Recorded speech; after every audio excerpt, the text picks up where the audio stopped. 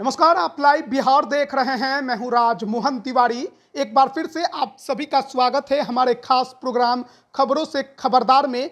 अगर सुर्खियों पर नजर डालें तो आज सुबह सुबह एक बड़ी खबर बिहार के पूर्व उप मुख्यमंत्री सुशील कुमार मोदी को लेकर आई, जब उन्होंने अपने सोशल मीडिया हैंडल के जरिए ये जानकारी दी कि बीते 6 महीनों से वो अस्वस्थ हैं और कैंसर से ग्रसित हैं। अब उनके इस जानकारी देने के बाद बिहार की राजनीति में पक्ष हो या विपक्ष के नेता हो, सभी ने उनके लिए जल्द से जल्द ठीक होने की कामना की है। और देखिए, सुशील कुमार मोदी ने इसके साथ ही ये भी कह दिया है कि इस बार लोकसभा के चुनाव में वो प्रचार प्रसार का हिस्सा नहीं बन पाएंगे। पीएम मोदी को भी उन्होंने ये बातें बता दी है। ऐसे में बीजेपी के लिए कितनी राह मुश्किल हो सकती है उनके बिना, ये देखने वाली बात होगी। इस पर भी विस्तार से चर्चा करेंगे। लेकिन बात एक बार फिर से पूर्णिया की, क्योंकि पूर्णिया में अब दंगल होने वाला है।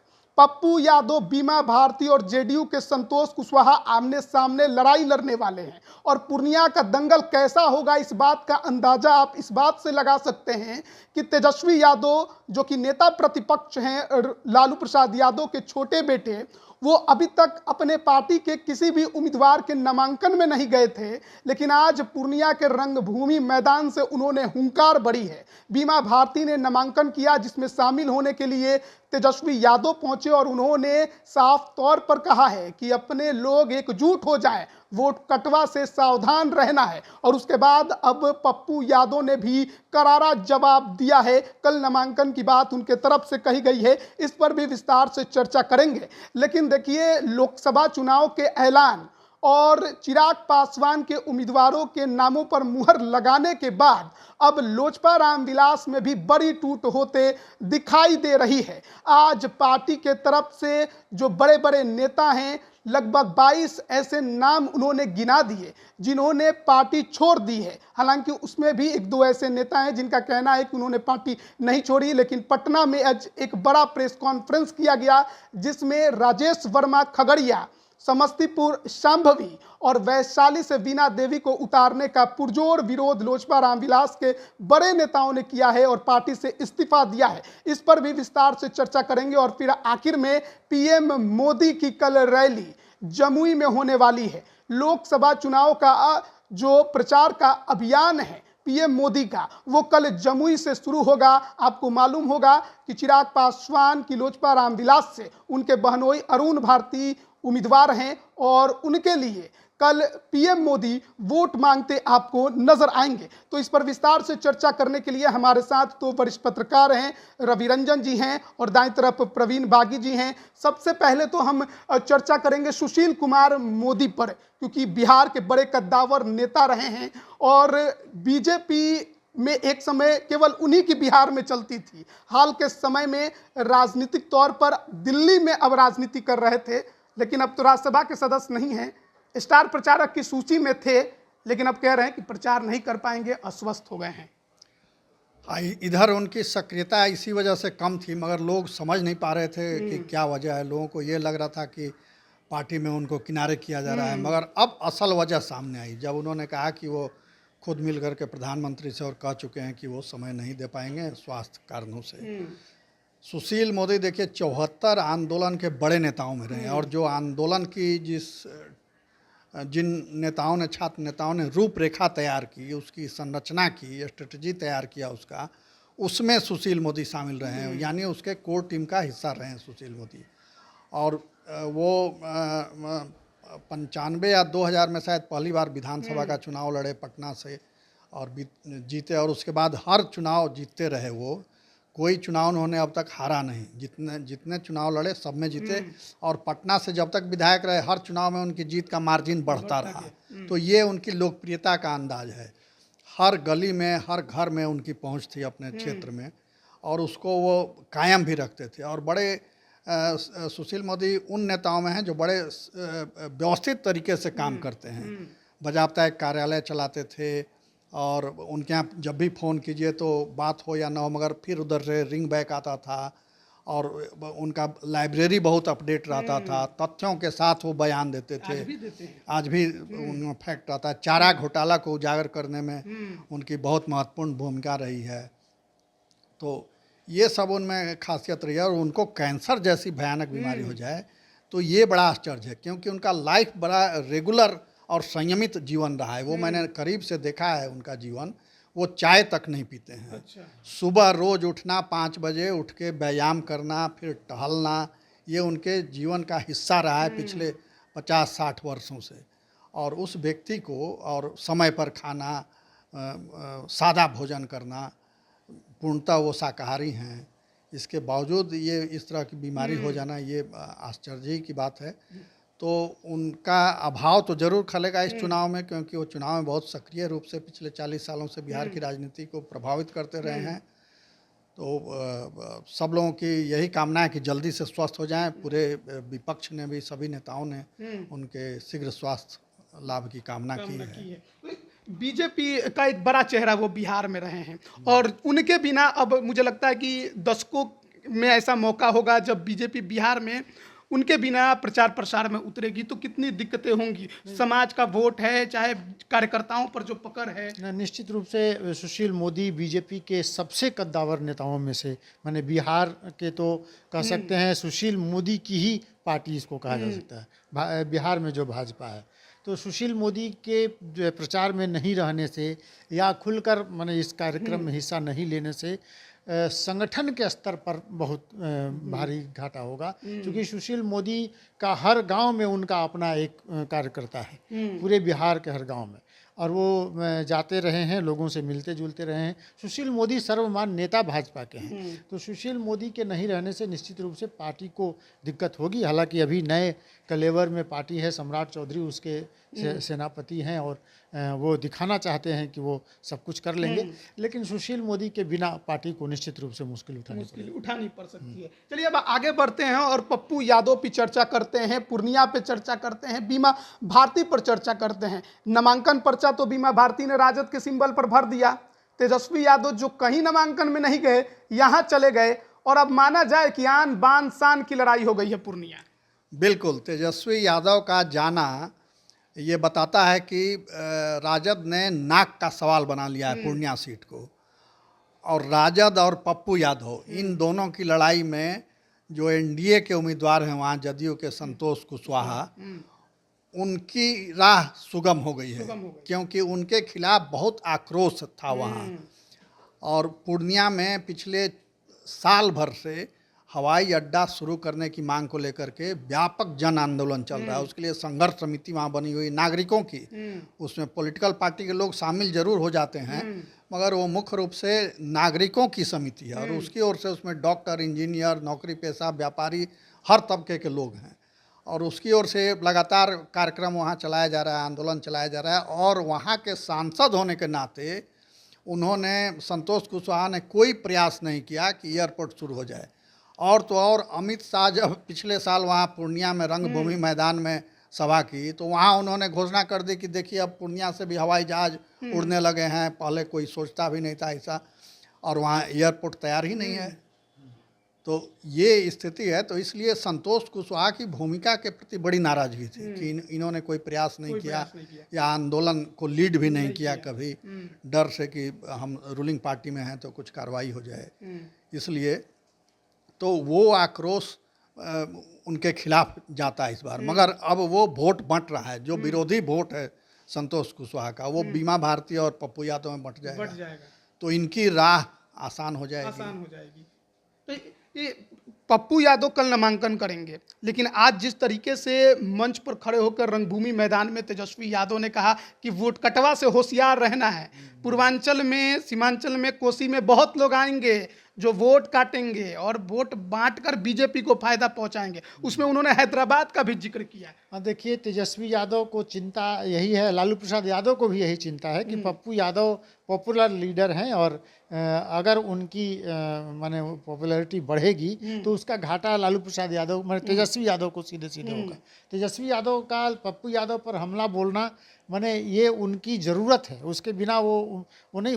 पप्पू यादव बिहार की राजनीति में यादवों में लालू यादव के बाद कोई यादवों का नेता है तो पप्पू यादव है। तेजस्वी के भाषण के बाद पप्पू यादव ने भी जवाब दिया। अब पप्पू यादव लेकिन थोड़ा सॉफ्ट है। पप्पू यादव ये कहते रहे कि माने हमको लालटेन ही दे दीजिए, लेकिन पूर्णिया सीट हम नहीं छोड़ेंगे। उन्होंने ये भी कहा कि लालू प्रसाद यादव को जब भी ज़रूरत पड़ी तो हमने आगे बढ़ चढ़ के उसमें हिस्सा लिया, उनको सहयोग किया। ये तमाम बातें उनको याद दिला रहे हैं, लेकिन अभी भी उनको ये है कि लालू यादव मान जाएंगे और उनको पूर्णिया की सीट मिल जाएगी। हालांकि अब तो फैसला हो गया, तेजस्वी यादव ने जाके कह दिया कि उनको वोट नहीं देना है। तो अब पप्पू यादव की मुश्किल बढ़ी हुई है, लेकिन पप्पू यादव ने जो चैलेंज दिया है उससे राजद और माने तेजस्वी यादव की मुश्किल बढ़ जाएगी। ये तो राजद और पप्पू की लड़ाई होगी। बीमा भारती तो यहाँ से हटी गई है, मान लीजिए। लालू परिवार और पप्पू लालू परिवार और पप्पू, लालू यादव और पप्पू यादव की लड़ाई है।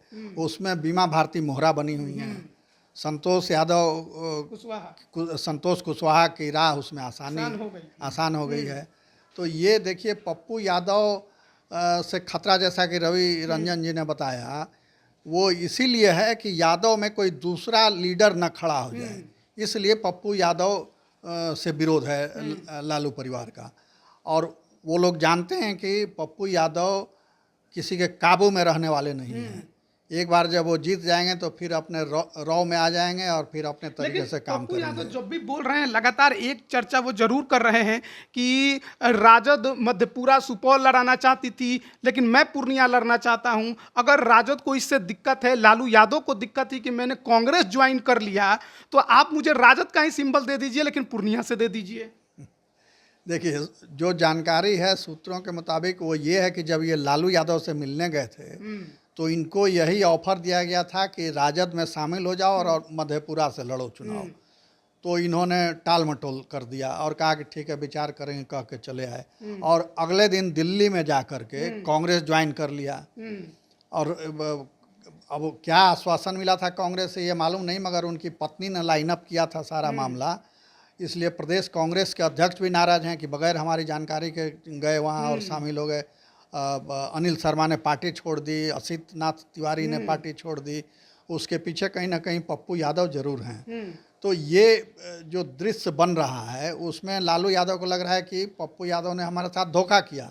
हमने ऑफर दिया जब कि मधेपुरा से लड़ो हमारी पार्टी से, तो हमको टाल मटोल कर दिया और कांग्रेस से जा करके ज्वाइन करके और पूर्णिया पर दावा ठोक रहा है।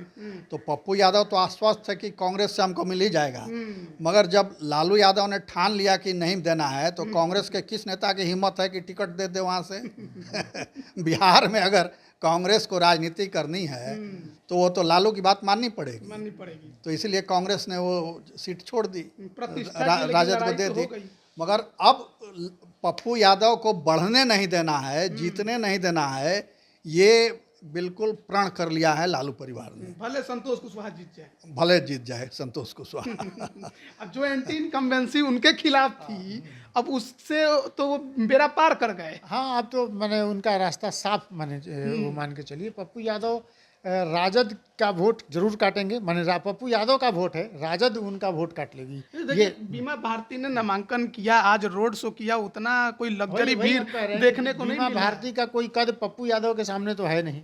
पप्पू यादव के बड़े समर्थक पूर्णिया में हैं और वोट राजद ही काटेगी पप्पू यादव का। वो जो कह रहे हैं कि वोट कटवा से सावधान, असल में वोट कटवा बीमा भारती होंगी। पप्पू यादव का वोट कटेगा अगर वो वहाँ से खड़े हैं तो। और ये इनका तो देखिए, इसमें एकदम साफ है कि पप्पू यादव और राजद की लड़ाई में एनडीए को फायदा होना है और वो निकल जाएगी, हमको ऐसा लगता है। तो अब थोड़ा आगे बढ़ते हैं और बिहार की राजनीति में जो आजकल नए भतीजे हैं बिहार के मुख्यमंत्री नीतीश कुमार के, चिराग पासवान, उनकी चर्चा कर लेते हैं, क्योंकि उनकी पार्टी में बगावत हो गई है। जिस तरीके से उन्होंने खगड़िया में, साथ ही समस्तीपुर में, वैशाली में और जमुई में कैंडिडेट का नाम का ऐलान किया, उसके बाद आज पार्टी के कई नेताओं ने पार्टी के प्राथमिक सदस्यता से इस्तीफा दे दिया है और साफ तौर पर उन्होंने आरोप लगाया है परिवारवाद का और टिकट बेचने का। अब चिराग पासवान सफाई में कह रहे हैं कि 5 ही सीट हमको मिला था, किस किस को उतारें। देखिए, ये कोई नई बात नहीं है। जिसको टिकट नहीं मिलता है वो नाराज होकर आरोप लगाता ही है। मगर ऐसे भी छोटी पार्टियों में ये प्रवृत्ति देखी जाती है टिकट बेचने की, और ये हर चुनाव में चर्चा होती है कि फलाना पार्टी ने इतना टिकट बेच दिया, फलाना ने इतना टिकट बेच दिया, और इतने में बिका, रेट भी बता दिया जाता है। तो ये दबे छिप पे चर्चा होती थी। इस बार लोजपा के नेताओं ने ही पोल खोल दिया। अब उसमें कितनी सच्चाई है ये तो नहीं पता, मगर आरोप लगाया तो जरूर कुछ दम होगा उसके पीछे, तथ्य होंगे उनके पास। उन्होंने तो ये भी कहा कि संघर्ष की घड़ी में हम लोग साथ खड़े रहे, लेकिन जिनके घर पर पार्टी तोड़ने की पूरी रणनीति बनी उनको दोबारा मैदान में वैशाली से उतार दिया गया। बिल्कुल ये सही बात है। बीना सिंह, बीना देवी के बारे में ये कहा जा रहा है। तो ये तो राजनीति में चलता रहता है। कहा जाता है कि कोई अस्थायी दोस्त और दुश्मन नहीं होता राजनीति में। अवसर के अनुकूल सब लोग एक दूसरे के साथ होते हैं या विरोध करते हैं। तो वहाँ सूट कर रही हैं बीना देवी, तो इसलिए उनको टिकट मिल गया, दे दिया उन्होंने। और एक अच्छी खबर ये भी रही कि चाचा भतीजे में मेल हो गया। जो चाचा भतीजे एकदम तलवार ताने खड़े थे, वो चाचा ने आज कह दिया कि अगर ज़रूरत पड़ी तो हम हाजीपुर में भी जाके चुनाव प्रचार करेंगे, और चिराग के समेत एनडीए का जहाँ भी जाना होगा हम जाके प्रचार करेंगे, क्योंकि मोदी जी को फिर से प्रधानमंत्री बनाना है। लेकिन इसमें एक आध सवाल है कि इतने बड़े बड़े नेता साथ छोड़ रहे हैं, जो कि कभी मंत्री रहे हैं, सांसद रहे हैं उसमें, और संगठन का प्रभार देखने वाले हैं उसमें, जो घूम घूम कर संगठन जिन्होंने लोजपा रामविलास का बनाया, तो जाहिर तौर पर जब ये नेता साथ छोड़ेंगे, क्या चिराग पासवान पर बिल्कुल भी इसका असर नहीं पड़ेगा? उनके कैंडिडेट के वोटों पर असर नहीं पड़ेगा? आज के प्रेस कॉन्फ्रेंस में हमको तो ये लगा था कि इंजीनियर रविंदर सिंह ने प्रेस कॉन्फ्रेंस बुलाया है, तो उसमें कोई दम नहीं होगा, कोई एक व्यक्ति या दो व्यक्ति, लेकिन 22 बड़े नेता, माने लोजपा के जो कद्दावर नेता जिनको कह सकते हैं, वो उन लोगों ने पार्टी छोड़ दी है। तो निश्चित रूप से चिराग पासवान के संगठन पर इसका बुरा असर पड़ेगा। चिराग पासवान के ज़मीनी स्तर पर जो कार्यकर्ता हैं वो अगर पार्टी छोड़ने लगेंगे तो चुनाव के मौके पर, जबकि लोकसभा का चुनाव है, 5-5 सीटों पर उनको तैयारी करनी है, उसके अलावा उनको अपनी ताकत एनडीए को भी दिखाना है, भाजपा को भी दिखाना है कि वो कहाँ कहाँ सहयोग कर पाएंगे। अगर वो नहीं कर पाएंगे तो बाद में उनकी स्थिति और खराब होगी। तो चिराग पासवान को निश्चित रूप से, लोगों ने तो कहा सर पे कफन बांध के उतर गए हैं, एक भी सीट जीतने नहीं देंगे। हाँ, वो उनके संगठन के लोग हैं, माने उनके पुराने कार्यकर्ता हैं, और ये कह रहे हैं, तो निश्चित रूप से उसका असर चिराग पासवान को उठाना पड़ेगा। अब चिराग पासवान इसे कैसे निपटेंगे ये देखना होगा, क्योंकि पशुपति पारस जो कह रहे हैं कि अब वो भतीजे से उनका गिला शिकवा दूर हो गया है, तो संगठन के सरताज तो पशुपति पारस ही थे, तो हो सकता है वो मैनेज कर सकें। लेकिन देखिए, आपसे इस पर एक आखिरी कमेंट लेंगे, क्या चिराग पासवान को नुकसान उठाना पड़ेगा? नहीं, हमको नहीं लगता है कि इससे नुकसान होगा, क्योंकि ये चुनाव जो है नरेंद्र मोदी का चुनाव है, और सब लोग उन्हीं के नाम पर वोट मांगेंगे, उन्हीं के नाम पर प्रचार करेंगे। तो ये जो छिटपुट विरोध है, ये तो इसका कोई जनता में वोटरों पर बहुत इम्पैक्ट पड़ेगा ऐसा नहीं लगता है, क्योंकि ये विरोध करके भी करेंगे क्या, क्योंकि कोई संगठित ताकत इनके पास नहीं है। अगर ये शामिल हो जाएं विपक्षी दलों में और उनके साथ मिल करके प्रचार करें तो ज़रूर उसका कुछ असर होगा, मगर अभी तक उन्होंने ये कोई संकेत नहीं दिया है कि किसी दूसरी पार्टी में वो जा रहे हैं। साफ कहा है कि हम मोदी जी को जिताने के लिए हैं, मोदी जी जीते 400 पार करें, लोजपा के 5 सीट जीतने नहीं देंगे। तो लोजपा नहीं जीतेगा तो कैसे 400 पार होगा? तो इसलिए है इनके बातों में। हाँ, विरोधाभास है। और अभी भी देखिए, हमको लग रहा है कि कुछ बातचीत चल रही होगी कि मान मनोवल हो रहा होगा कि चलो भाई अभी निकल जाओ, विधानसभा भी होने वाला है, उसमें कुछ लेन देन करके, जैसे लोकसभा में लेन देन का आरोप लगा वैसे ही विधानसभा में भी कुछ लेन देन करके हो जाएगा। चलिए अब आखिरी खबर की ओर बढ़ते हैं, और क्योंकि कल 4 अप्रैल है, दूसरे चरण के नामांकन की आखिरी तारीख है। पप्पू यादव तो एक तरफ नामांकन करेंगे ही, उनकी रैलियां, उनके काफिले तो देखने को मिलेंगे, लेकिन दूसरे तरफ जमुई में कल पीएम मोदी का पहला चुनावी सभा होने जा रहा है। और जमुई कहने का मतलब है कि जहां के वर्तमान सांसद हैं चिराग पासवान, लेकिन अब उन्होंने अपनी विरासत अपने जीजा अरुण भारती को दे दी है। तो परिवारवाद तो आरोप लगते रहा है, लेकिन इस बार मोदी जी आएंगे तो परिवारवाद पर कुछ बोलेंगे? परिवारवाद देखिए, ये सिर्फ पॉलिटिकल एजेंडा है और कुछ नहीं है, क्योंकि बीजेपी में भी बहुत सारे ऐसे नेता हैं जिनके पुत्र या पुत्रवधू या बेटी चुनाव लड़ रही है। कर्नाटक में तो इंटरेस्टिंग एक है कि वो जो एमपी थे ईश्वरप्पा, वो इंडिपेंडेंट खड़े हो गए हैं। जो वहाँ के अध्यक्ष हैं भाजपा के, येदियुरप्पा के बेटे, उन्हीं के खिलाफ उनके कंस्टिट्यूएंसी में खड़े हो गए निर्दलीय, कि उनके बेटे को टिकट क्यों नहीं मिला और येदियुरप्पा के बेटे को टिकट क्यों दे दिया, ये लेकर के। अब उनको कल कह रहे थे कि अमित शाह का फ़ोन आया कि बैठ जाइए आप, तो मैं बैठने वाला नहीं, हमको इसका जवाब चाहिए कि मेरे बेटे को टिकट क्यों नहीं मिला और येदियुरप्पा के बेटे को कैसे टिकट मिल गया। तो यहाँ भी है। इसमें देखिए मूल सवाल ये है कि ये जनता को चुनना है कि किसको वो अपना प्रतिनिधि चुनती है। अब वो किसी अपराधी को ही चुन ले तो आप क्या करेंगे? तो अब वो किसी के भाई, किसी के भतीजा, किसी की बेटी को अगर वोट दे दे तब क्या करेंगे? तब तो ये जनता की जब मुहर लग गई तब वो परिवारवाद का आरोप वहाँ खारिज हो जाता है। अगर आप उसको राज्यसभा में नॉमिनेट करवा देते हैं या किसी ओहदे पर बैठा देते हैं, सरकारी ओहदे पर या पार्टी के ओहदे पर सीधे ला करके पैराट्रॉपिंग के द्वारा, तब ये जरूर माना जा सकता है कि परिवारवाद ये कर रहे हैं। मगर जहाँ चुनाव लड़के जो व्यक्ति जीत के गया तो वहाँ तो जनता का समर्थन है उसके साथ। मोदी जी आ रहे हैं, प्रधानमंत्री का पहला चुनावी सभा है, जमुई में है। चिराग तो गौरवान्वित है कि देखिए हमारे ही क्षेत्र से शुरू हो रहा है, कितना असर पड़ेगा? नहीं, प्रधानमंत्री मोदी के आने से खाली जमुई नहीं, जमुई उसके आसपास नहीं, पूरे बिहार के सभी सीटों पर असर पड़ेगा।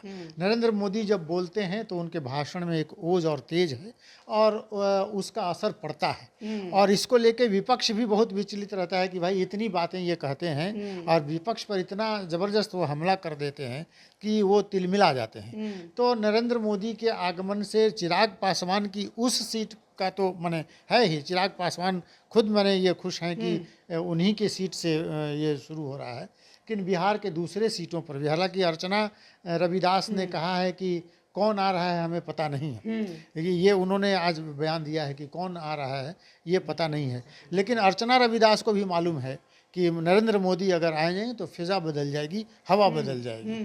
तो जमुई में प्रधानमंत्री के आगमन से बिहार के सभी सीटों पर असर पड़ने वाला है और इसका जोरदार असर। अरुण भारती के लिए कितने फायदेमंद होगा? हाँ, देखिए वही हम कह रहे थे कि नया चेहरा है वहाँ। अरुण भारती पहली बार लड़ रहे हैं और अर्चना रविदास भी पहली बार लड़ रही हैं, दोनों ही नए हैं। लेकिन अरुण भारती के लिए अच्छी बात यह है कि चिराग पासवान की बनाई हुई वहाँ ज़मीन है और लोग जानते हैं कि चिराग पासवान के ये बहनोई हैं और उन्होंने कहा है कि हम इसीलिए इनको खड़ा किया है कि वो हमारा काम ही आगे बढ़ाएंगे। तो लोगों को अरुण भारती पर भरोसा है, वो लोग चाहते ही थे कि चिराग पासवान यहाँ से खड़े रहें। तो प्रधानमंत्री के आने से अरुण भारती का कद थोड़ा बढ़ जाएगा, उनके समर्थक बढ़ जाएंगे और प्रधानमंत्री जब उनके लिए वोट मांगेंगे तो उसका एक असर होगा। असर पड़ेगा। देखिए बिल्कुल असर पड़ेगा। और वो जो जमुई में जहाँ सभा हो रही है जिस ग्राउंड में, वो एनडीए के लिए बहुत शुभ शगुन वाला है। अच्छा। क्योंकि पिछले बार 2019 के चुनाव में भी बिहार में जब भाजपा ने प्रचार अभियान की शुरुआत की थी तो मोदी जी की पहली सभा वहीं हुई थी, जमुई में ही हुई थी और उसी ग्राउंड पर हुई थी जहां कल होने वाली है। और उसके बाद यहाँ 39 सीटें जीत ली थी एनडीए ने। तो इस बार वो कह रहे हैं कि हम 40 सीटें जीतेंगे, उनका दावा है। तो इसलिए ये शगुन बनाने के लिहाज से उन्होंने, हमको लगता है कि वो चयन किया होगा कि वहीं से फिर से शुरू किया जाए। और फिर आ रहे हैं 7 को नवादा में भी आएंगे, फिर लगातार अब तो दौरा होते ही रहेगा। तो ठीक कहा रवि जी ने कि मोदी जी के भाषण का एक असर होता है, क्योंकि लोग देख रहे हैं ये कि ये एक ऐसा 70+ का बूढ़ा है जो जवानों से ज़्यादा काम कर रहा है। 24/7 सिर्फ उसके पास चिंता करने के लिए देश की समस्याएं हैं, घर परिवार छोड़ करके जो इस काम में लगा हुआ है। एक दिन जिसने छुट्टी नहीं ली, कहीं दौरे से आते हैं, विदेश से भी आते हैं तो तुरंत फिर मीटिंग का दौर शुरू हो जाता है, फिर दूसरे दौरे पर चले जाते हैं। तो लगातार वो व्यस्त रहते हैं, इस उम्र में भी युवाओं को मात देते हैं सक्रियता में। तो ऐसा प्रधानमंत्री हमको लगता है कि पहली बार देश को मिला है। और जितने व्यापक दृष्टि से इन्होंने काम किया है, जो सब्जेक्ट अब तक उपेक्षित समझे जाते थे इस देश में, उस सब्जेक्ट को भी इन्होंने काम किया है, चुना है और उसका असर हुआ है। और सबसे बड़ा असर तो ये हुआ कि स्वच्छता एक अभियान बन गया, मिशन बन गया। गांधी जी ने जो अभियान शुरू किया था और वो उसका असर उस समय हुआ था, उसके बाद फिर गंदगी का अंबार चारों ओर हो गया था। तो अब देखिए गंदगी दिखती नहीं है कहीं, माने दिखती तो है मगर पहले जैसी नहीं है। लोग अब जागरूक हो गए हैं, सड़क पर कहीं गंदगी फेंकने में थोड़ा सा संकोच होता है हमको। उसी तरह शौचालय का अभियान उन्होंने चलाया कि हर घर में शौचालय होना चाहिए। ये सब जो योजनाएं हैं इसका बड़ा असर पड़ा है। कानूनों में बदलाव लाया, ये सब ऐसा काम है जो आज़ादी के तुरंत बाद होने वाला था, वो अब हो रहा है, 70-75 साल के बाद हो रहा है। तो दूरदृष्टि उनके पास है और विजन है और पक्का एक ब्लूप्रिंट भी है कि क्या करना है, कैसे करना है। जमुई को लेकर था कि 2 नए उम्मीदवार इस बार मैदान में है, चिराग नहीं है और परिवारवाद का आरोप तो उन पर लग गया है कि उन्होंने अपने जीजा को टिकट दिया, कार्यकर्ताओं को दरकिनार कर दिया। दूसरी तरफ अर्चना रविदास है, एक युवा चेहरा है वो भी, और कहा जा रहा है कि उसी क्षेत्र की हैं, बेहतर वहाँ का हाल जानती हैं, तो कड़ी टक्कर होगी। लेकिन क्या मोदी जी के आने से, वहाँ चुनावी जनसभा करने से अरुण भारती जी को एक एज मिलेगा? उसी टक्कर को डिफ्यूज करने के लिए तो मोदी जी आ रहे हैं और ये चुनाव, इस चुनाव का सिर्फ एक ही एजेंडा है कि मोदी पीएम रहेंगे या नहीं रहेंगे, ये तय करना है देश को। तो अगर मोदी नहीं रहेंगे तो कौन रहेगा? कोई चेहरा नहीं है, कोई वैसा विपक्ष नहीं है सशक्त कोई, तो इसलिए कोई विकल्प नहीं है और विकल्पहीनता का लाभ मिलेगा एनडीए को। तो वो बिहार में सब जगह दिखेगा, देश में भी दिखेगा ये असर, क्योंकि लोग सोचेंगे वोट देने के पहले कि भाई हम भाजपा को, मान लीजिए बहुत नाराज़ हैं हम कि भाजपा ने हमारा काम नहीं किया, महंगाई बढ़ गई या और कुछ, तो हम फिर किसको वोट दें? और वो क्या कर लेगा, कितना अच्छा कर पाएगा? ये आदमी है, कुछ कर तो रहा है, दूसरा तो ऐसा आ सकता है कि जो कुछ न करे और भाग जाए बीच बीच में विदेश। तो देखिए बिहार की राजनीति में अभी आपको हर दिन कुछ ना कुछ नया देखने को मिलेगा। पूर्णिया की लड़ाई तो हॉट सीट बन चुकी है, वहां पर दंगल होगा इस बार के चुनाव में, क्योंकि आज बीमा भारती का नामांकन हो चुका है, कल पप्पू यादव करेंगे, संतोष कुशवाहा पहले ही कर चुके हैं, तो वहां पर त्रिकोणीय लड़ाई तो देखने को मिलेगी। लेकिन तेजस्वी यादव कुछ और कह रहे हैं, पप्पू यादव का कुछ और दावा है, और इन दोनों की लड़ाई में संतोष कुशवाहा का पलड़ा भारी होता नजर आ रहा है। चिराग पासवान के लिए मुसीबत है कि संगठन के कई नेताओं ने साथ छोड़ दिया, आरोप गंभीर लगाए हैं। बिहारी फर्स्ट को दरकिनार कर गद्दारों के साथ चिराग पासवान खड़े हो गए। जो उनको कल मिटाने में लगे थे अशोक चौधरी, उनकी बिटिया को वहां से टिकट दे दिया। खगड़िया में जो राजेश वर्मा पार्टी के संगठन से दूर थे, पद से इस्तीफा दे दिए थे, उनको उम्मीदवार बना दिया। और जो लोग मेहनत कर रहे थे, चिराग पासवान के लिए पूरा संघर्ष कर रहे थे, उनको कुछ नहीं मिला है। और कल पीएम मोदी की बड़ी रैली जमुई में है, देखना होगा कि क्या कुछ उनके सभा में वो कहते हैं। और सबसे बड़ी बात यह है कि क्या कल उनके साथ बिहार के मुख्यमंत्री नीतीश कुमार भी मंच पर होंगे, और होंगे तो उनकी जो भाषण है उसमें वो क्या कहते हैं, क्योंकि विदेश से लौटने के बाद फिलहाल नीतीश कुमार ने एक चुप्पी साध रखी है, तो उन पर भी सबकी निगाहें टिकी हैं। बन रही लाइव बिहार के साथ आप सभी का बहुत बहुत धन्यवाद। लाइव बिहार यूट्यूब पर सब्सक्राइब और फेसबुक पर लाइक जरूर करें।